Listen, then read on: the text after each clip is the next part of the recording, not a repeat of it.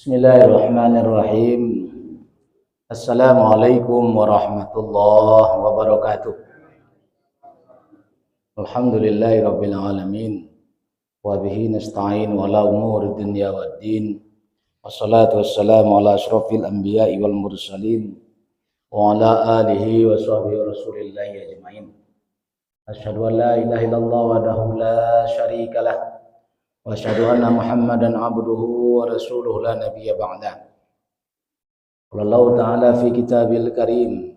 A'udzubillahi minasyaitonir rajim. Bismillahirrahmanirrahim.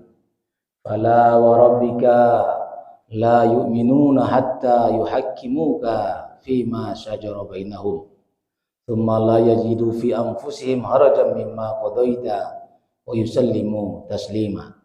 Shadaqallahul azim. Bapak-bapak dan ibu-ibu sidang jamaah tarawih rahimakumullah, kita bersyukur pada Allah Subhanahu wa taala pada malam yang berbahagia ini. Sekarang malam yang ketujuh ya. Kita melaksanakan qiyamul Ramadan. Mudah-mudahan Allah Subhanahu wa taala masih memberikan kepada kita nikmat sehat dan kesehatan, nikmat iman dan Islam, sehingga kita masih bisa berusaha untuk datang ke mushola yang kita cintai ini. Salawat dan salam semoga tercurah kepada junjungan kita Nabi besar Muhammad sallallahu alaihi wasallam yang telah meninggalkan untuk kita ad-dinul Islam, yang telah meninggalkan untuk kita pegangan hidup, di mana apabila kita berpegang teguh dengan apa yang beliau tinggalkan, maka kita akan selamat dunia wal akhirah. Pegangan itu adalah Al-Quran dan Sunnah. Bapak dan Ibu sekalian, malam ini saya diberi materi, diberi judul di dalam kajian kita malam hari ini, penerapan syariat Islam. Kita sebagai kaum muslimin tentu ingin di dalam kehidupan kita ini hukum Allah SWT itu tampak dalam kehidupan kita, terlaksana dalam kehidupan kita. Jadi hukum Allah itu atau hukum Islam itu tidak hanya yang berkaitan dengan individu kita, tapi hukum Allah SWT itu juga berkaitan dengan urusan masyarakat kita, bahkan berkaitan dengan negara. Maka hukum Allah SWT itu mengatur seluruh aspek kehidupan kita, mulai dari kita bangun tidur sampai kita tidur sampai kita bangun lagi. Itu ada hukum Allah Subhanahu wa taala. Makanya supaya syariat Islam itu atau hukum Allah Subhanahu wa taala itu terlaksana dalam kehidupan, maka ada beberapa hal yang harus terpenuhi. Kalau hari ini Bapak dan Ibu sekalian, kita melaksanakan syariat Islam itu hanya yang berkaitan dengan ibadah ritual. Nah, ya nah. Kalau orang pergi sembahyang, awak lele pergi sembahyang. Musaji dibuka, dibuat, ya, diisi solat jamaah. Kemudian kita belajar mengaji, belajar tahfiz, ya. Itu seluruhnya berkaitan dengan individu, ya, berkaitan dengan ibadah ritual. Atau kita puasa pada tahun kini, disuruh nak disuruh ada orang kita berpuasa. Atau naik haji, naik haji kita ingin pergi tapi nak bisa aja dong, karena terhambat kuota. Bahkan di satu tampik membaca bertangga, wak kalau kena haji kini mendaftar kini berangkit 90 tahun lagi. Bayang masalah itu, ya. Padahal orang boleh berangkit umur 65-nya. Lewek 65 nak boleh berangkit. Tapi mendaftar kini 90 tahun lagi berangkit umur beranya tu. Atau mungkin itu modelnya. Lun lahir nya lagi daftarkan lu. Dia kan itu tu. Mulai tahun lainnya kalau iya tu 20 tahun lainnya kalau iya didaftarkan kini. Tapi tak sia-sia ni awak daftarkan. Kan gitu jadi persoalan, ya. Jadi itu persoalan ibadah ritual. Persoalan ibadah ritual Bapak dan Ibu, kita kaum muslimin masih alhamdulillah melaksanakannya. Ya kan? Tapi hukum Allah Subhanahu wa taala itu tidak hanya ibadah ritual. Ya. Ada hukum yang berkaitan dengan kemasyarakatan. Ada hukum yang berkaitan dengan kenegaraan. Nah, seluruhnya ada. Oleh karena itu, supaya hukum Allah Subhanahu wa taala itu tegak, minimal harus ada tiga hal yang harus ada di tengah-tengah umat ini, ya, supaya Islam ini bisa dilaksanakan. Yang pertama, ya, namanya ketakwaan individu. Nah, individu-individu kita kaum muslimin harus menjadi orang yang bertakwa. Ya, makanya Allah mengatakan kepada kita, ya, salah satu amalan yang kita laksanakan di bulan suci Ramadan kok mengantarkan kita menjadi orang yang bertakwa. La'allakum tattaqun. Ya ayyuhallazina amanu kutiba alaikumusiyam kama kutiba alal ladzina min qablikum la'allakum tattaqun. Disuruh kita puasa. Supaya apa? Supaya kita menjadi orang yang bertakwa. Atau apakah untuk menjadi orang bertakwa itu cukup dengan puasa? Ternyata tidak. Ya, karena Allah mengatakan kepada kita, ya ayyuhan nas, wahai manusia, u'budu rabbakumul ladzi khalaqakum. Beribadahlah kalian kepada Tuhan kalian. Allazi khalaqakum, yang telah menciptakan kalian. Wallazina min qablikum, dan orang yang telah menciptakan orang-orang sebelum kalian. La'allakum tattaqun. Mudah-mudahan kalian menjadi orang yang bertakwa. Jadi secara individu-individu kaum muslimin harus orang yang bertakwa. Apa bukti bertakwa? Minimal Bapak dan Ibu sekalian, kita kok dalam kehidupan awak kok hal-hal yang kita kerajuan sehari-hari, nah minimal tuh hal-hal yang kita kerajuan sehari-hari jale hukumnya di kita. Aneh kita kerajuan. Ke sawah gitu, ke parak gitu, manggali gitu, bakarajo gitu, melaki atau babini gitu, ya, hutang piutang gitu. Seluruhnya harus kita tahu hukumnya. Hutang piutang di orang lain, ke hutang bacaro, menagih hutang bacaronya. Harus sesuai dengan perintah Allah Subhanahu wa taala. Kenapa?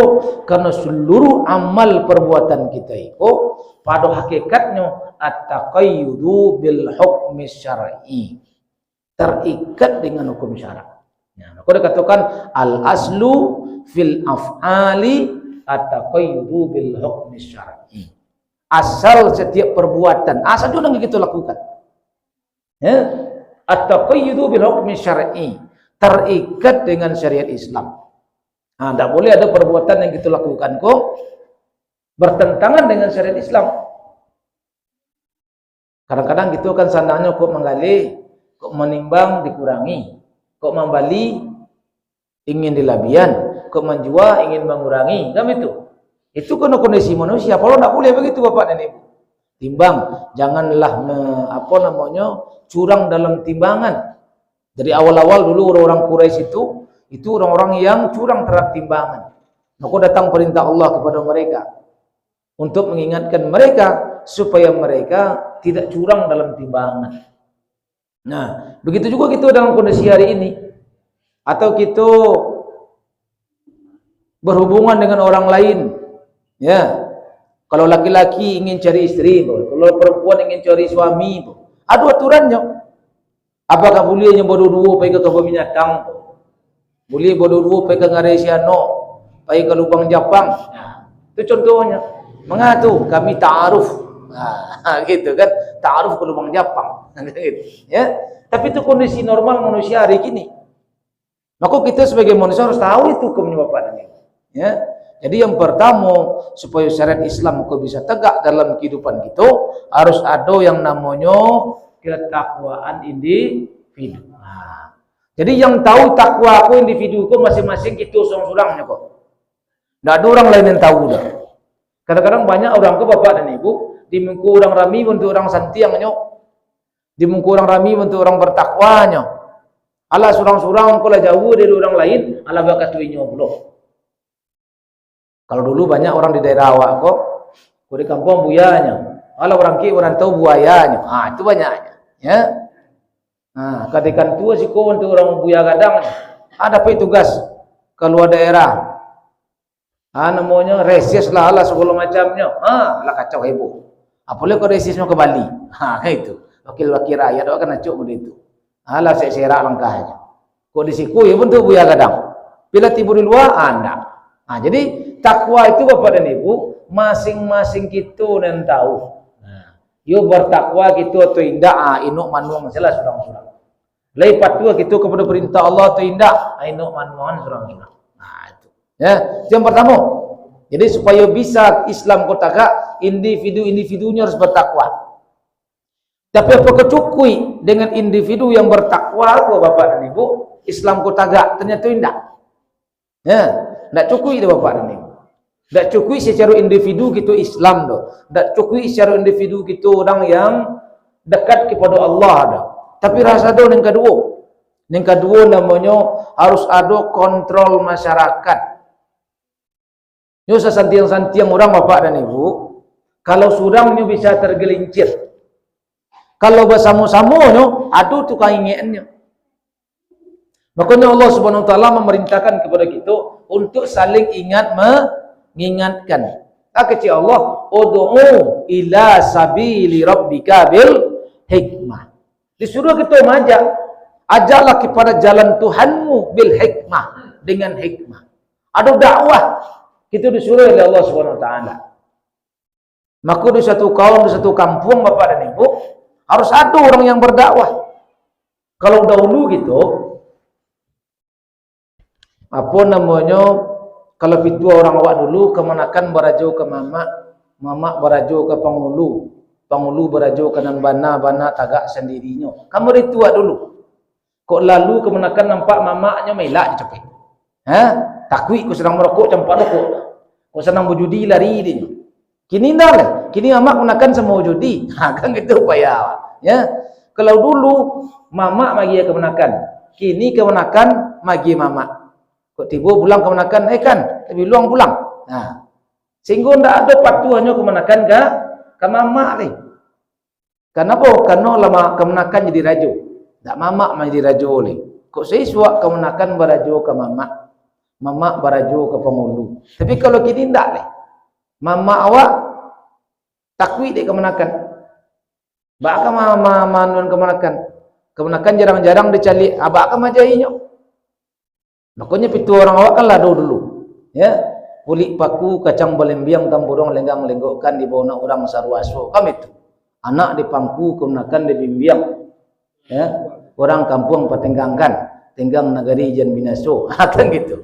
Kalau kini indak, anak ditinju kenakan ditintiang, ya kan gitu. Orang kampung pemaluan. Itu kondisi hari kini ni banyak. Ya. Sehingga hari kini Bapak dan Ibu harusnya kontrol masyarakat ke berjalan. Apa majayana mamak majai kemenakan, saling ingat mengingatkan, saling asah asuh di antara kita, maka kebenaran itu akan berjalan terus. Maka dalam Islam Allah memerintahkan kepada kita, apa kata Allah Subhanahu wa taala? Wal takum minkum ummati yad'una ilal khair. Itu kata Allah Subhanahu wa taala. Wal takum minkum. Nah, hendaklah ada di antara kalian ummah, segolongan umat, sekelompok orang. Ya, segolongan orang. Apa kerajanya? Yad'una ilal khair. Menyeru kepada al khair. Apa makna al khair? Ya. Imam Jalalain mengatakan al khair itu bermakna al Islam. Maka yad'una ilal Islam. Ajaklahnya kepada Islam. Nah, ya'muruna bil ma'ruf wa yanhauna 'anil munkar. Mereka menyeru kepada yang ma'ruf, mencegah dari yang munkar. Wa ulaika humul muflihun. Mereka lah orang-orang yang menang. Atur saya ada tengah-tengah masyarakat awak. Ya, kok ada orang berjudi, ada tukang ingatnya. Ada orang tak mau ke surau, ada yang majaknya ke surau. Kok dulu kemenakan kau berkeliaran tiba mamaknya ke surau satu. Kalau kini tak nampak mamak lari je ke suraunya, tak nyuruh aja. Batu mamaknya nak surau dah. Kan gitu. Disuruh di mamaknya ke surau, mamaknya tak ke surau. Padahal kita harus bagi contoh. Harus ada kontrol masyarakat. Kenapa Bapak dan Ibu sekalian celai? Setakwa-takwanya orang bisa tergelincir. Kalau tidak ada kontrol bisa tergelincir. Maka di zaman Rasulullah pun ada orang yang bertakwa tergelincir. Kita mungkin pernah mendengar kisah, ya, Ma'is al-Islami atau seorang wanita namanya Al-Ghamidiyah. Padahal negeri Islam diatur oleh Rasulullah SAW. Tapi mereka sebagai manusia biasa pun melakukan kesalahan. Apa kesalahan yang mereka lakukan? Mereka berzina. Nah, bayangkan itu. Di zaman Nabi itu, hidup Rasulullah SAW, mereka berzina.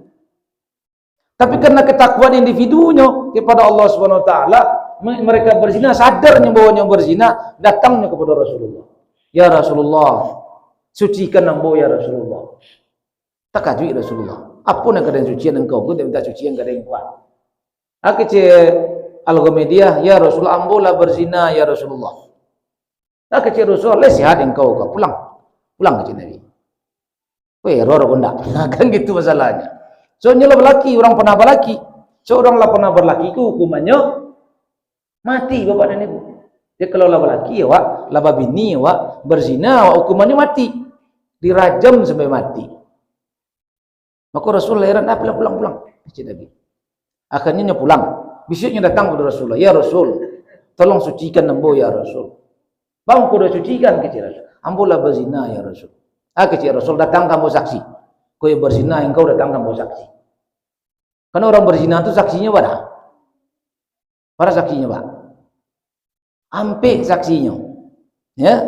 Kecil si si Al-Ghamidiyah tidak ada saksinya Rasul, kami berdua sana. Nah, kan gitu.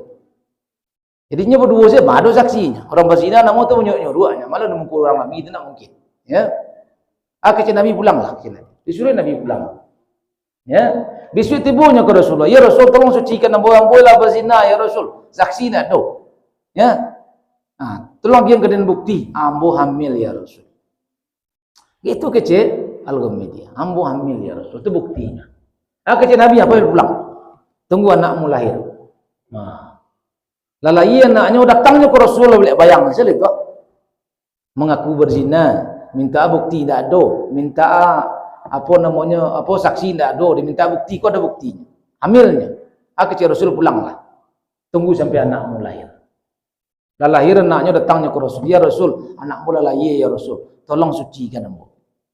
Tolong hukum ambo dengan hukum Allah Subhanahu wa taala. Ya. Ketika itu kecil Rasul, anak kau lahir ya Rasul. Susulah anakku 2 tahun. Berapa panjang prosesnya tu? Susukan anakmu 2 tahun. Lah disusukan 2 tahun anak kau, datangnya ke Rasul. Ya Rasul, tolong sucikan ambo ya Rasul. Karena orang yang berzinanya tahu hukum Allah Subhanahu wa taala. Apa hukumannya? Orang yang berzina yang muhsan itu dirajam. Akhirnya kecil Rasul, yolah engkau susukan anak engkau, Allah ya Rasul. Makanya dipanggil, hei sahabatku, rajam wanita ini. Itu, ya, dirajam wanita itu bapak ini. Dirajam sampai mati. Kalau tahu dirajam nak, hei, dibanam badan separuh badan, sepinggang, atau sebagian mengecil sabahu, masuk dikali lubang, masuk badan ke sini, ditimbun separuh badan. Si Ajun lalu ambil batu empuknya sampai mati. Ya. Sebagian sahabat Nabi SAW mencelanya, mengejek wanita itu. Kecil Rasulullah SAW, jangan kau ejek wanita ini, kecil Nabi. Batu, sesungguhnya wanita ini kini sedang berenang di sungai Serugo, kecil Rasulullah. Kenapa taubatnya diterima oleh Allah Subhanahu wa taala? Si Ma'is al-Islami pun baitunya laki-laki berzina pula. Dan dia mengaku pula kepada Rasul. Akhirnya dirajam pula. Setelah dirajam kecil Rasulullah, sesungguhnya kalau taubat dia ini ditimbang dengan seluruh orang di isi bumi ini, nyokalahan ku taubat. Kalau awak ini kok ada masalah, kok dapat lari-lari ya nah. Dapat ngicu aja dulu. Ya, mbak di pengadilan nak ngicu aja baru. Ya, apalagi pengadilan dunia mode kini. Datang tujung pangkanya, ya. Mana yang batu, mana yang salah, anda jalik dah. Ya. Mereka itu bapak ini harus ada ketakuan individu, harus ada kontrol masyarakat. Dan yang ketiga, supaya hukum Islam kau nampak, penerapan Islam kau nampak, pelaksanaan hukum oleh negara. Nah, di 3 levelnya, individu, secara individu kita harus menjadi orang yang bertakwa. Yang kedua harus ada kontrol masyarakat. So kalau seandainya tidak ada kontrol masyarakat, maka daerah itu akan diazab oleh Allah Subhanahu wa taala. Jadi kalau ada orang siak di kampung awak, ini rajin saya ke surau. Inyo saya ke surau serang bazikia siang malam. Orang membuat kemungkaran berjudi, berzina, riba di sekeliling kampung Padian saja. Keciknya denyo di awak-awak. Yang serugut inyo, serugut di awak terserahnya seorang-seorang. Ana bangi Allah Subhanahu wa taala. Kalau itu kejadiannya bangi Allah Subhanahu wa taala. Kenapa? Kecil Allah. Kalaulah suatu kaum berbuat yang seperti itu, la ta'muruna bil ma'ruf wa la tanhauna 'anil munkar.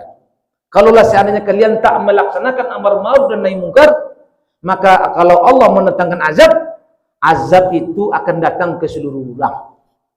Bukan ke orang yang berbuat munkar saja. Orang yang rajin sembahyang, orang rajin ibadah pun akan ditimpa azab oleh Allah SWT. Nah, gitu. Itu yang kedua. Yang ketiga, negara harus menerapkan hukum Allah SWT. Nah, itu kondisinya kini tidak ada gitu. Ya, negara awak kini ingin menerapkan hukum Allah, cieknya. Aduh urusannya jupiti. Nah, itu nyamuk. Maka dibentuk badan amil zakat, ya, badan wakaf. Nah, urusan jupiti masuk aja. Urusan haji, jupiti masuk aja baru. Ya, dia ada urusan jupiti. Hukum Islam, hukum Islam. Nah, tapi kalau anda urusan jupiti, nah itu tidak boleh. Nah, oleh karena itu Bapak dan Ibu sekalian, karena hukum Allah yang berkaitan dengan masyarakat yang dilaksanakan oleh negaraku banyak. Kalau kita tidak bisa melaksanakannya. Contohnya, kalau ada orang mencuri, Bapak dan Ibu sekalian, apa kata Allah? As-sariku was-sariqatu faqta'u aydiyahuma. Laki-laki yang mencuri, perempuan yang mencuri, potong tangan keduanya. Tak boleh awak motong dah. Nampak ada orang ciluk tu tangkuk, potong tangan, tak boleh Bapak dan Ibu. Kena tak kerja awak dah. Kan itu kerja negara. Setelah diputus oleh qadhi di pengadilan.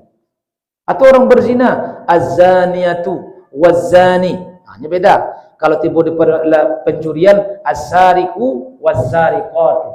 Laki-laki yang mencuri, perempuan yang mencuri. Kok tiba di perzinahan tak balik?